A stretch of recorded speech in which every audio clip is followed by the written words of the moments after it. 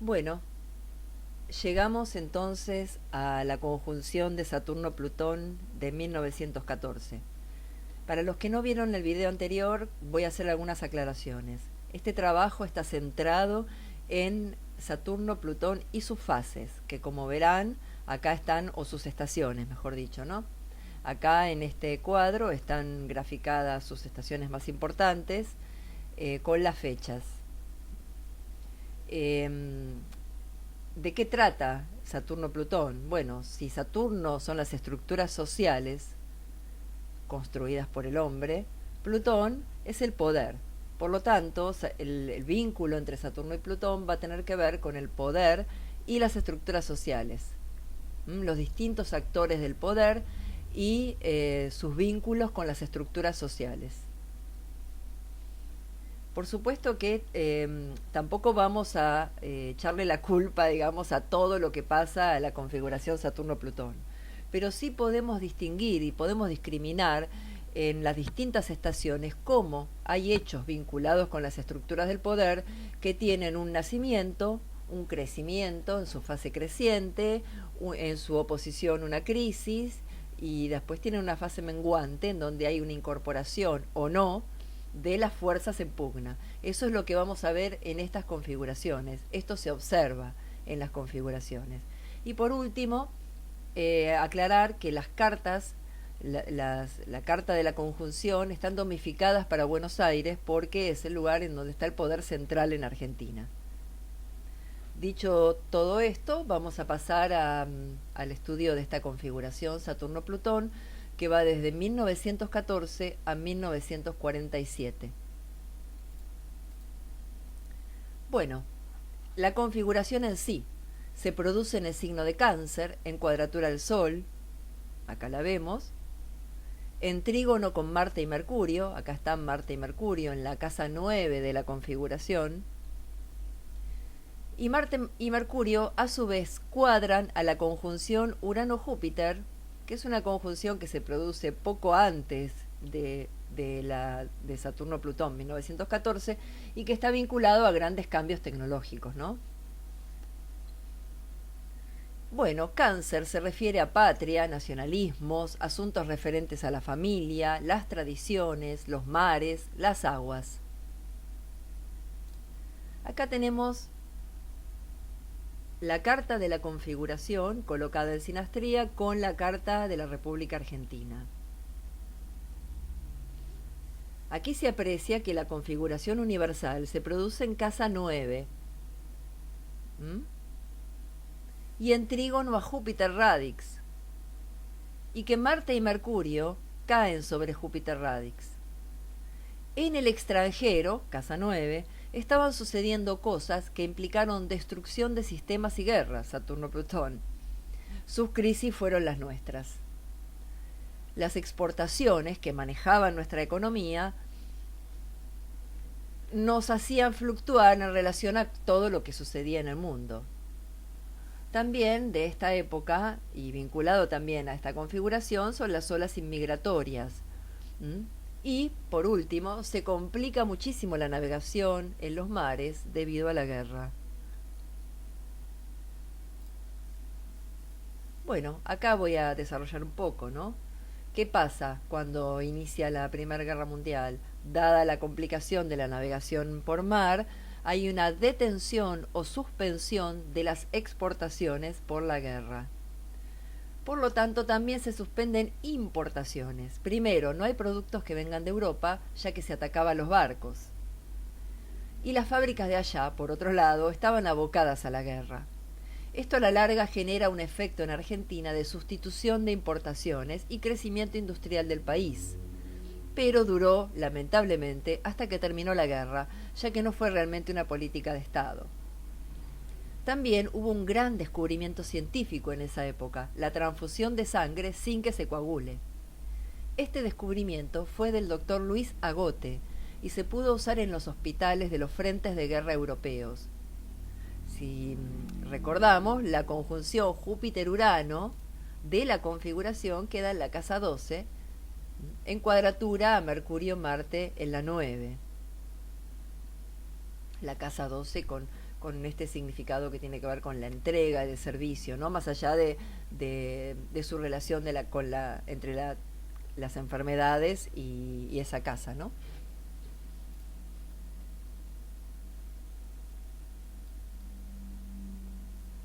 Bueno, la conjunción Saturno-Plutón se produjo 3 veces. Esto quiere decir que hubo 3 momentos. El primero con el movimiento directo, el segundo con el movimiento retrógrado y el tercero y definitivo con el movimiento directo. La definitiva fue en mayo de 1915.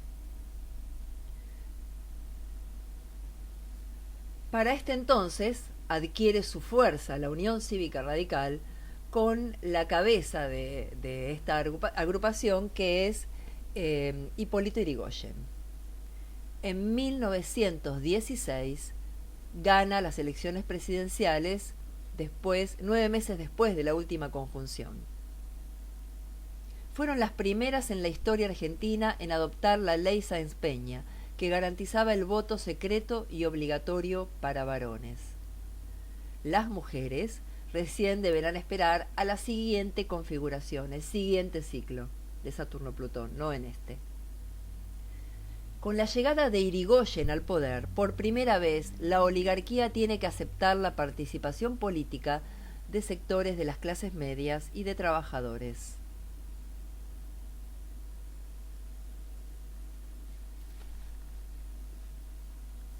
En 1918 tenemos la semicuadratura creciente. Recordemos que estamos en un momento de crecimiento de la configuración, por lo tanto se empiezan a incorporar factores nuevos, factores necesarios que posiblemente pugnaban por ser incorporados desde el ciclo anterior. Entonces, ¿qué sucede en 1918? Hay más cambios en las estructuras de poder. Ahora alcanza los claustros universitarios. Se reclama que los sectores medios puedan ingresar a la universidad, la renuncia de los profesores más reaccionarios y el cogobierno. Esta es una señal de las nuevas épocas que se contagia al resto del mundo, ya que suceden hechos similares en otras universidades. Y esto también tiene que ver con la configuración universal que se produce en la casa 9, en trígono a Júpiter Radix, que también tiene la conjunción Mercurio-Marte. Acá les voy a poner de nuevo eso que estoy diciendo, ¿no? Acá vemos que Mercurio y Marte están en conjunción sobre Júpiter natal, Radix, están en aspecto a los planetas que están en la casa 9, y aparte la conjunción Saturno y Plutón se produce sobre la casa 9 de Argentina. Por lo tanto, el tema de los claustros universitarios era uno de los temas a tratar.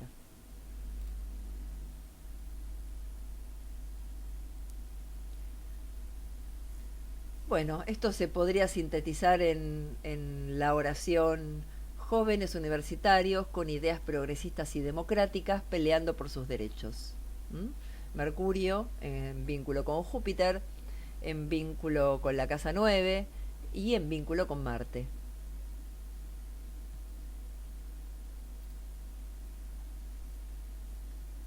Bueno, el 7 de enero de 1919 tenemos un hecho muy terrible de la historia argentina que se lo llamó la Semana Trágica. ¿Qué sucedió? Al finalizar la guerra, reanudaron las importaciones y cerraron muchas fábricas, porque justamente la sustitución de importaciones no fue una política de Estado, reduciendo el personal y provocando conflictos con trabajadores y sindicatos.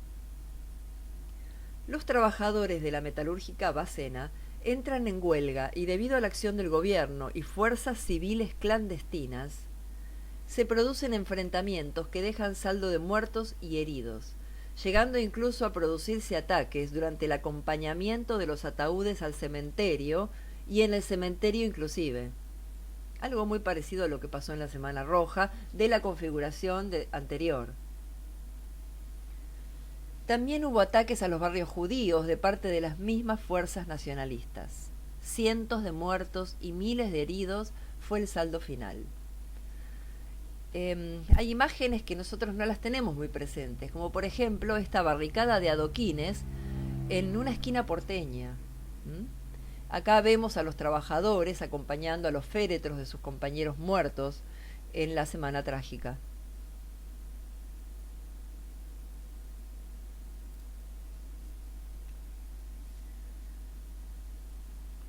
En 1919 y entre 1919 y 1920 tenemos el sextil creciente. En este periodo se forma la Liga Patriótica, algo que estaba funcionando ya, pero esta vez se forma de manera oficial, digamos, ¿no? Que es una organización paramilitar integrada por jóvenes de derecha, apoyados por la Embajada de Gran Bretaña, fortaleciéndose cada vez más y formando parte de masacres y asesinatos de obreros, huelguistas y líderes sindicales, así como comunidades de judíos, polacos, etc. Algo que en esta época realmente era trágicamente muy común. Es decir, las clases medias habían subido al poder a través del voto y a través de Irigoyen, o un sector de las clases medias, porque aparte recordemos que las mujeres no podíamos votar. Un sector de las clases medias habían llegado al poder. Sin embargo, el poder real, no el poder político, el poder real que en Argentina lo tienen las clases oligárquicas y la clase vinculada a los terratenientes, lucha por no perder el poder político. Y la verdad es que se ve a través de este gobierno de Irigoyen que realmente en ningún momento habían perdido poder de presión. Bueno, para este entonces también es la Patagonia trágica. ¿Y qué pasa ahí? A fines de 1920 se produce una gran huelga en la Patagonia. Se llega a un acuerdo entre ambas partes gracias a la mediación del gobierno, pero los patrones no cumplen lo pactado. Por lo tanto, los trabajadores retoman la huelga y esta vez el gobierno decide reprimir y asesina a miles de hombres, más de 1.500 trabajadores fusilados. Durante el gobierno radical, la oligarquía agroexportadora se consolidó y expandió. No respondía al mandato presidencial si no era de su conveniencia, y así peleaba por sostener el poder que la política le había quitado al perder las elecciones.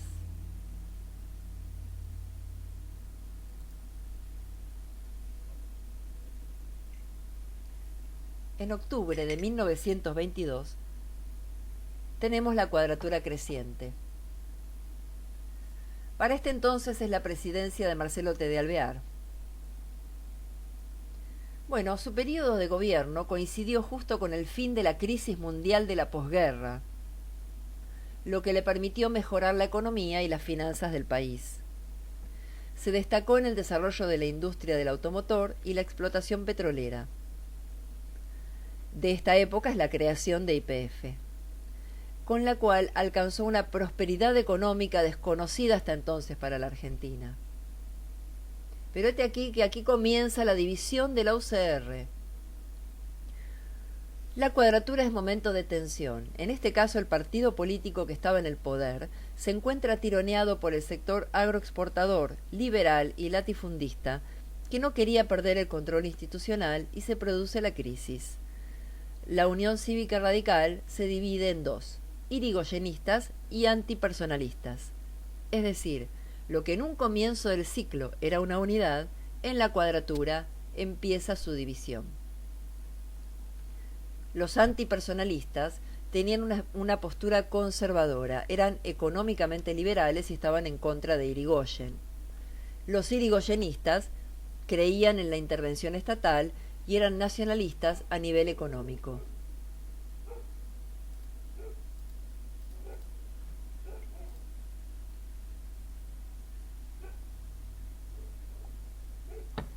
Bueno, en 1927 tenemos la Sesqui Cuadratura Creciente.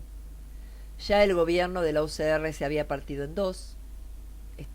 Ya estaba la línea irigoyenista y la línea antipersonalista. Campañas difamatorias mediante iban horadando el poder de Irigoyen, acto en el cual participaron tanto derechas como izquierdas. El hecho más importante y duradero del segundo gobierno de Irigoyen fue la decisión tomada por parte de YPF, dirigida por el general Mosconi, de intervenir en el mercado petrolero para fijar el precio y romper los trusts. El golpe de Estado sucederá apenas 37 días después, lo que ha llevado a varios historiadores a vincular, al menos parcialmente, el golpe militar con la decisión de YPF. Acá tenemos una imagen de Enrique Mosconi. Y bueno, un dato, hacia 1930 la empresa estatal se convirtió progresivamente en el vector de la producción nacional de petróleo.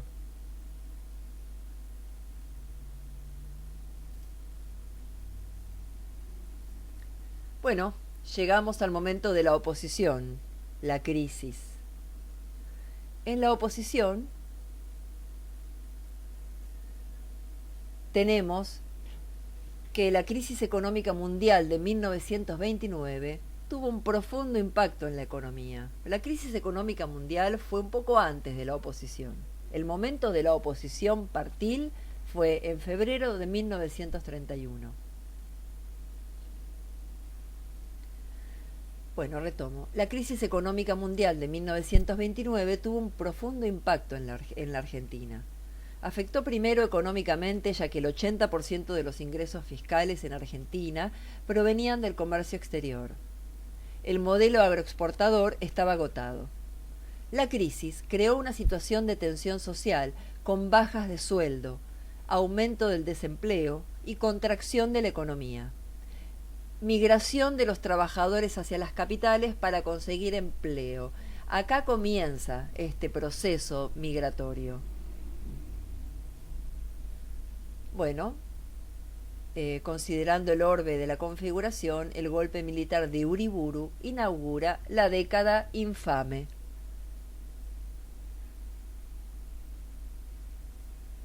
Esta fue una década caracterizada por sucesivos gobiernos militares y cambios en el poder ejecutivo, todos vinculados y con la aprobación de, por supuesto, los gobiernos militares.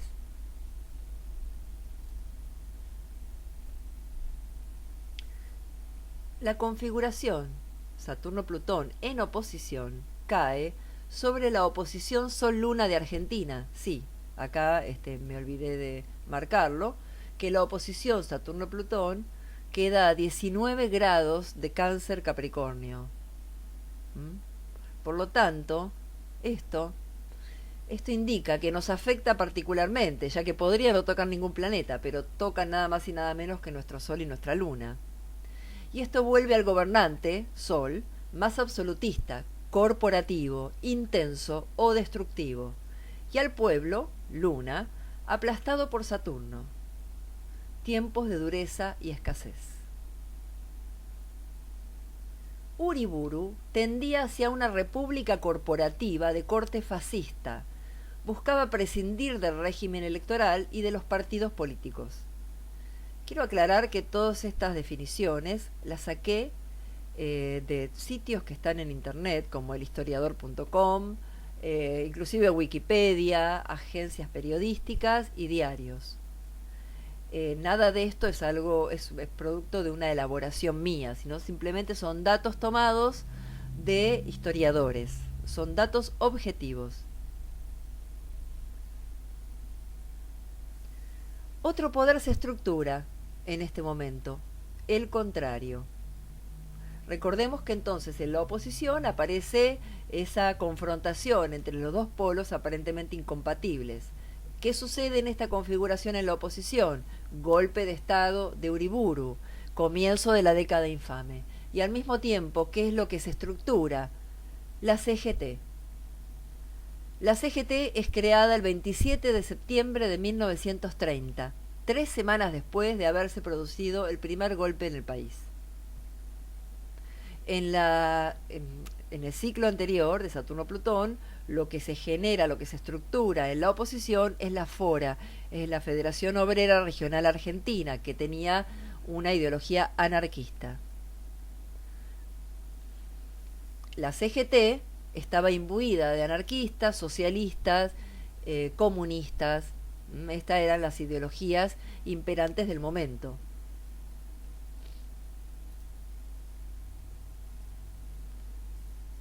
Seguimos con la oposición. El 20 de julio de 1931 estalla la revolución encabezada por el teniente coronel Gregorio Pomar, claro, una revolución para destituir a Uriburu. Esta fue la excusa de Uriburu para cerrar todos los locales de la UCR y perseguir a los dirigentes radicales que debieron exiliarse. Bueno, llegamos a la presidencia de Agustín P. Justo entre los años 1932 y 1938. Un gran periodo que incluye la sesquicuadratura de 1935 y el trígono menguante de 1937. Notemos que en la sesquicuadratura nace Forja. Forja es la Fuerza de Orientación Radical de la Juventud Argentina. Es una organización formada por políticos e intelectuales de orientación progresista dentro del radicalismo. Bueno, en este momento hay un afianzamiento de las tendencias conservadoras en el mundo. El mundo va a una fase de proteccionismo, producto de la Gran Depresión. O sea, hay una crisis económica y entonces los países cierran sus fronteras económicas para proteger justamente el mercado interno. Y el país, por lo tanto, pierde muchísimos mercados de agricultura y ganadería. Entre otras cosas, para subsanar esto, firma convenios con Gran Bretaña muy inconvenientes para la Argentina, como por ejemplo la entrega de la comercialización del ganado a frigoríficos ingleses, los tratados de los ferrocarriles, concesión del transporte público, inclusive el Banco Central tenía miembros británicos en su directorio. Es decir, ¿por qué eran inconvenientes para la Argentina? Porque si bien la producción de agricultura y ganadería sí era una producción nacional, las ganancias del comercio estaban en manos de empresas británicas. Bueno, en este momento tenemos una gran decadencia del régimen, signado por denuncias de corrupción en beneficio de élites, denunciados por los partidos socialistas y demócratas. Su representante principal era Lisandro de la Torre. Asesinan al senador Enzo Bordavegere el 23 de julio de 1935 en el mismísimo recinto de la Cámara Legislativa. Cámaras que por otro lado no habían dejado de funcionar, es decir, que si bien eran gobiernos de facto o gobiernos vinculados a regímenes militares, las cámaras legislativas funcionaban igual. Por supuesto que, polémico, ¿no? Polémico el funcionamiento, ¿no? Bueno, tenemos el trígono menguante en 1937-1938. Ya en fase de trígono descendente, una gran depresión económica mundial en medio de dos guerras. Según Barbot, los ciclos descendentes llevan una carga de decadencia, aunque el trígono suele relajar un poco la tensión. Si bien Barbot se refiere a los grandes ciclos, se refiere a las acumulaciones planetarias y los ciclos en donde los planetas se van hacia la conjunción o se separan. También eso se puede aplicar en la observación más cercana del ciclo, ¿no? Su fase creciente y su fase menguante. En la Argentina, la pugna conservadora es por mantener el poder a toda costa y se realizan elecciones fraudulentas en todo el país. Gana Ortiz, radical anti-irigoyenista, que trata de restaurar la transparencia electoral con vistas al futuro, pero sin apoyo de los sectores más conservadores, de donde él viene incluso. Pareciera que las fuerzas conservadoras pretendieran una vuelta al ciclo anterior, al voto galera. Cada tanto uno observa una pretensión de vuelta al voto galera, inclusive cuando se cuestiona el voto en la actualidad, ¿no? De personas que reciben subsidios, por ejemplo. Este, esto es una manera de alguna forma volver a aquellas épocas en donde solo podían votar los que tenían galera. Bueno, las Fuerzas Armadas también entran en crisis entre los que consideran que los militares deben participar en la vida política del país y otros de tendencia más democrática. A nivel social, sin embargo, la economía de sustitución de importaciones debido a las guerras favoreció el crecimiento de la clase media en talleres de menos de 5 personas.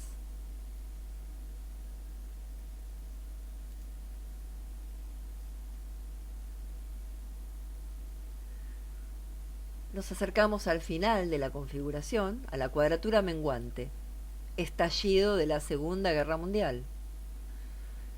En la cuadratura menguante hay otra crisis, en donde algo no se ha incorporado y queda fuera. Cada movimiento de tensión, cuadratura, oposición, es sucedido por otro de distensión que intenta corregir algo. Las fuerzas que van siendo desplazadas se reúnen y se organizan. En 1940, fuerzas revolucionarias en avance y miembros del socialismo, como Alfredo Palacios, involucran al presidente Ortiz en negociados fraudulentos, como venta ilegítima de terrenos. Ortiz muere en 1942 y asume Castillo, su vice, que retoma las políticas conservadoras. En la imagen está Ortiz.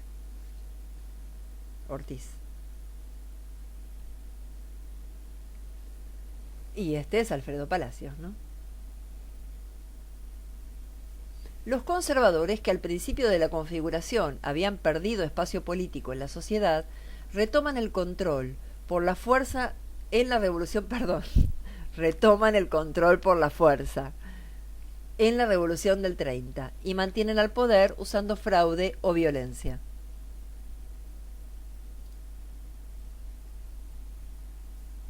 Castillo favorece el proceso de industrialización que se estaba produciendo en esos años, aunque dando especial trato a los capitales británicos. Es apoyado por el sector más conservador del ejército y la sociedad. Los reclamos de la oposición en general pasaban por la corrupción, el fraude electoral y la colonización económica, la dependencia del capital británico.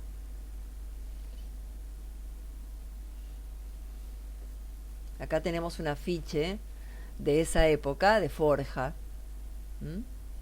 Acá habla de la corrupción, de las direcciones políticas, su traición a la democracia, la colonización económica y el caos social.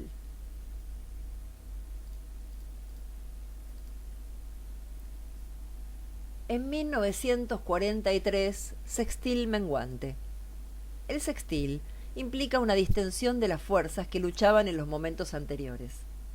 La madrugada del 3 de junio de 1943, Castillo es derrocado por un golpe de Estado militar nacionalista, que considera que para evitar el comunismo había que darles beneficios a la clase trabajadora. La famosa cuestión social. También consideraba que había que depender menos de los asuntos internacionales y mantener la neutralidad en política internacional. En 1943, la revolución tenía algunas características. El presidente derrocado era parte del régimen conservador del golpe militar de 1930. Por otro lado, esta revolución del 43 no mantuvo relaciones de alianza con los grandes terratenientes y empresarios, como los otros golpes militares sí mantuvieron.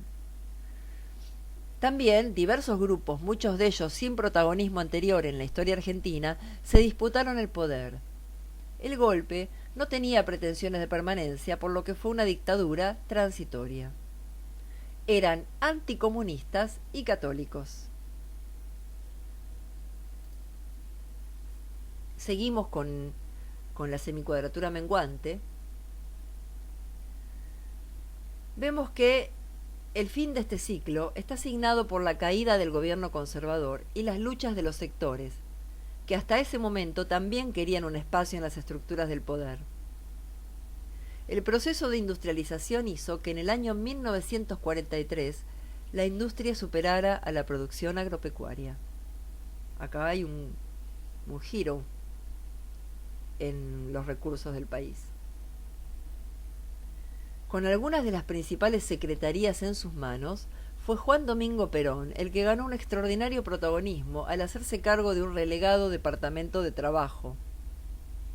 Por entonces, el nuevo gobierno, influido por ideas nacionalistas de derecha, ultracatólico, antiliberal y autoritario, dio elementos a la oposición, que se conformó de inmediato para acusarlo de fascismo. Sin embargo, otros grupos, como Forja, y numerosos fragmentos de la población, mayormente postergados, apoyaron el golpe, o cuanto menos se llamaron a cautela. Creían entonces que podía iniciarse un proceso de recuperación de la soberanía nacional, de industrialización, de empleo y de conquista de derechos laborales y sociales.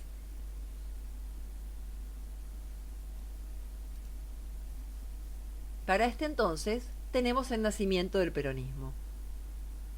En el sextil menguante, el sistema agroexportador había llegado a su punto de desgaste y se había ido generando una fuerza contraria.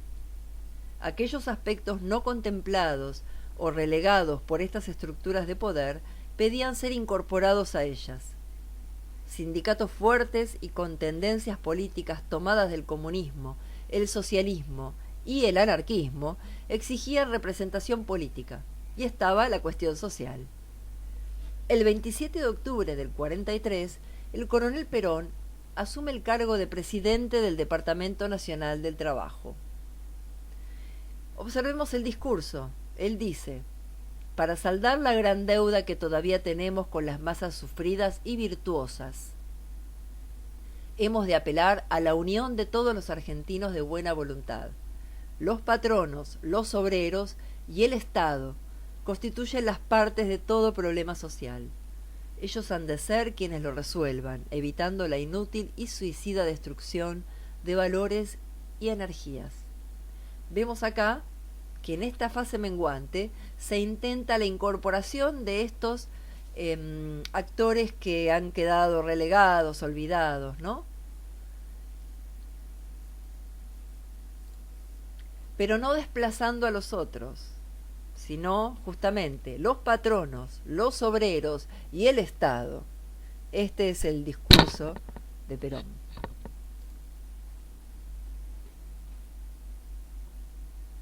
Fin de ciclo. Esto no era lo que queríamos. El poder había intentado modificar cuestiones sociales como el vuelco de la clase trabajadora al comunismo, pero no esperaban que Perón fuera ganando poder en el gobierno gracias a la promoción de políticas y leyes de bienestar para el trabajador, que le trajeron apoyo de la mayoría de los sindicatos y el rechazo de las cámaras empresariales, la Bolsa de Comercio y la Embajada de Estados Unidos, cuyo embajador era muy activo políticamente, por eso lo nombro. Justamente de esa época es la famosa consigna Braden o Perón, es decir, Estados Unidos o Argentina. El 12 de octubre, el presidente de facto Farrell ordena la detención de Perón. Y el 17 de octubre, la presión popular obliga a su liberación.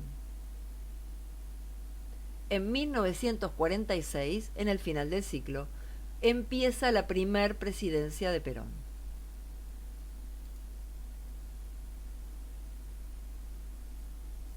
Esta es la imagen del 17 de octubre. Síntesis.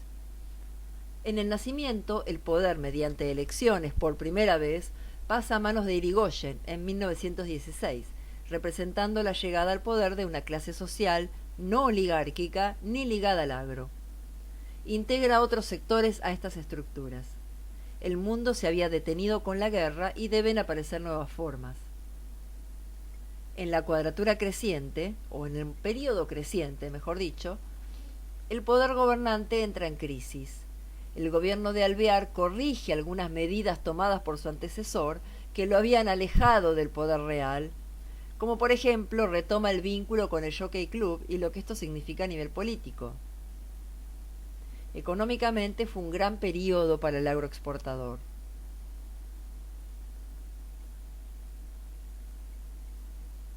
En la oposición aparecen los verdaderos relegados en todo el ciclo: la clase trabajadora y sectores intelectuales y estudiantiles organizados. Mientras que a nivel institucional, la oligarquía retoma el control con un golpe militar a Irigoyen, apoyado por el ala derecha de la UCR. En la fase menguante, la cuadratura implica un desgaste y excesos, lo que trae aparejado una revolución en 1943, momento del sextil, forjada por militares nacionalistas que intentan evitar que el sector relegado tome posturas extremas, de donde surge Perón, que se va a fortalecer en el siguiente ciclo. Bueno, y aquí llegamos al final de este ciclo de Saturno-Plutón, que va desde 1914 hasta 1946. En el siguiente ciclo vamos a ver el que empieza en 1946 y termina en 1982. Bueno, muchas gracias a todos y nos vemos en la próxima.